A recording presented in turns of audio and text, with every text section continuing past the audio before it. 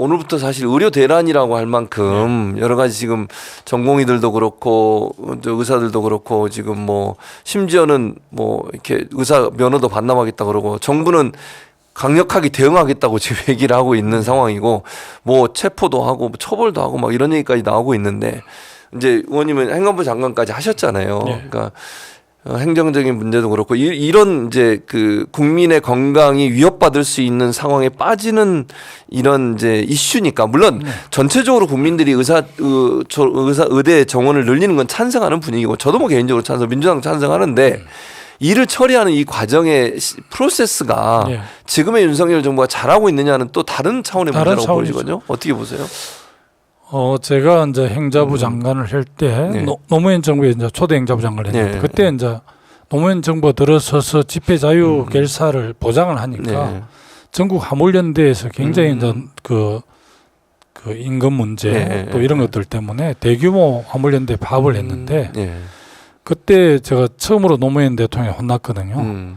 화물연대 측하고 충분하게 협상도 하고 대응을 잘하고 물론 저만 혼난 게 아니고 노동부 장관도 혼나고 산자부 장관도 혼나고 막 그렇게 했습니다. 그래서 그 화물연대 파업을 그래도 나중에 잘 마무리를 했는데 지금 어쨌든 장기적으로는 국민들 건강권을 위해서 의사가 더 충원이 된다 해야 된다 하더라고요.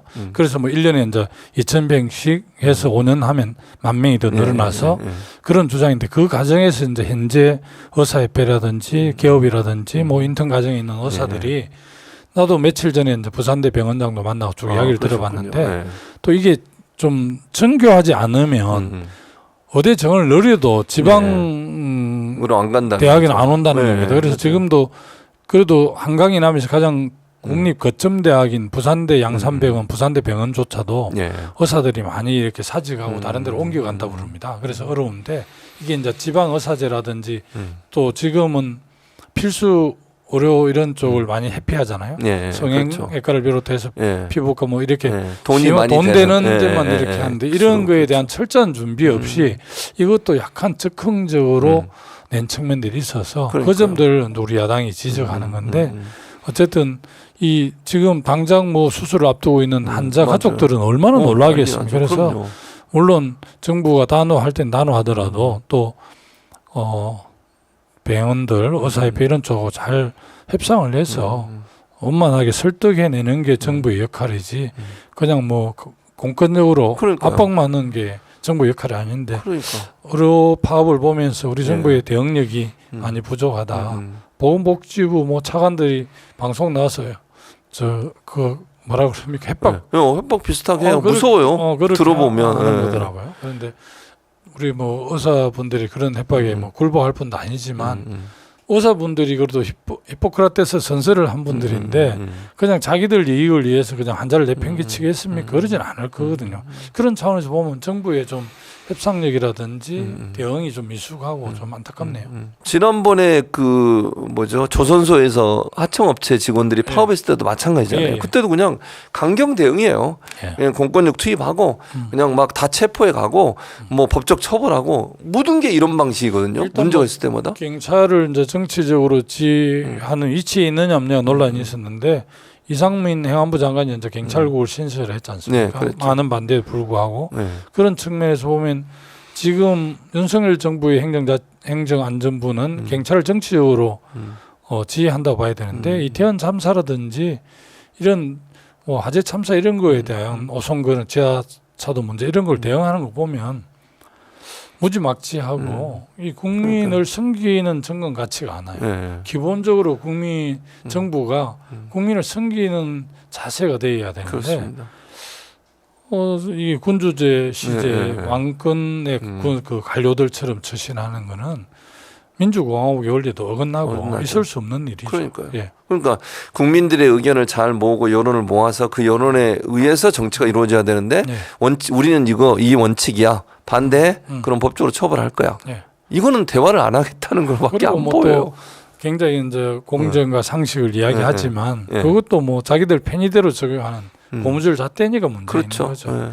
우리 뭐 국회 최근에 뭐 전당대 관련해 돈봉투 사건이라든지 이런 건 보더라도 자기들 필요할 하면 뭐 수사하고 또 적절한 정치적 시기에 기소를 하고 예, 예. 또 체포동의안도 내고 뭐 이런 식이잖아요. 그렇죠. 이게 검찰 자체가 그냥 공정하게 그 법 잣대대로만 누구에게나 공정하게 해야 문제가 없는데 법 적용도 기소와 수사권을 갖고 있는 검찰이 자기들 임의대로 예, 예. 고무줄 잣대로 적용하니까 예. 신뢰가 없는 거거든요. 그렇습니다. 예. 너무 아쉽습니다. 아휴, 선거구 획정 아직 확정이 안 됐어요. 예. 이 10일 그러니까 이제 이번 국회가 총선 전에 마지막 국회잖아요. 예. 3월 달에 국회를 못 여니까 예. 10일 정도 남았는데 확정되겠죠? 어떻게 논의가 되고 있습니까? 지금 선거구 획정. 저도 깊은 논의는 내가 뭐 지방에서 못 들었는데 뭐 이렇게 헌재에서 2대1로 했을 때 반드시 그 해야 될 때가 있거든요. 예, 예, 지금 예. 화성시가 100만이 넘었더라고요. 예, 예, 그래서 지금 3개인데 늘고 인천 강력시 서구도 그러고 늘어야 되고 네. 저 경기요 하남시도 예, 예. 30만이 넘어서 그거는 이제 분구가 되고 하나 예, 늘어나고 예, 이제 예, 줄어드는 건 뭐 저 부산 같은 데 남구가 이제 가버린데 예, 예. 합구가 되고 예. 또 이제 뭐 전남에서 하나 예, 줄고 그렇죠. 뭐 부천에서 또 하나 있고. 부천 저 안산이 하나 안산, 줄고 예, 뭐 예, 이렇게 해서 예. 어쨌든 뭐 다 만족은 하지 못하지만 전남에서도 아마 10개 중에 하나 줄어드는 주는 걸 것 들었거든요. 같아요. 그렇게 해서 어쨌든 지역구 253석을 조정하는 걸로 돼 있는데 29일 날 본회의가 열리면 상특권 문제하고 선거구가 예. 획정이 될지 음. 뭐 조금 상특권 부의 이번에 또 부의는 할 겁니다. 부의를 예, 예, 하면 예. 현행 의석수로서는 음. 제 의결이 예. 좀 어려운 그런 상황이죠. 상황이죠. 그래서 선거는 정말 이거 선거구 문제 이런 것도 6개월이나 1년 전에 안 되면 그 선거구 획정위원회가 전적으로 결정하면 그게 그냥 따라서 하는 거지. 그 선거 획정을 다시 국회로 오면 이 여야가 예, 또 또 이해관계가 얽히기 때문에 잘 안 맞아요. 돼서 선거구만큼은 앞으로는 네. 1년 전 최소한 6개월 전에 확정이 안 되면 그냥 선거구 획정위원회에서 하거나 이렇게 권한을 해야지 예. 이게 최종적으로 그래도 이제 최종적으로 입법을 해야 되는 건 국회에서 해야 되니까 참. 그렇죠. 예. 맞습니다. 그런 이제 이 예. 그 기능적인 문제가 있어서 늘 문제가 되는데 앞으로는 좀 여야가 그런 문제에 대해서는 좀 선제적으로 해서 예. 그 후보자나 유권자들이 지역구 안 헷갈리게 해주는 게 도리인 것 같습니다. 그리고 선거를 준비하는 분들 입장에서도 빨리 그렇습니다. 정해져야 되잖아요. 그렇습니다. 그래야 뭐 어디에 출마를 할지 또 지역구 어느 지역에 있는 주민들이 나를 선택해 준 유권자일지를 판단할 수 있으니까 그렇습니다. 빨리 좀 해야 되겠다는 생각이 듭니다.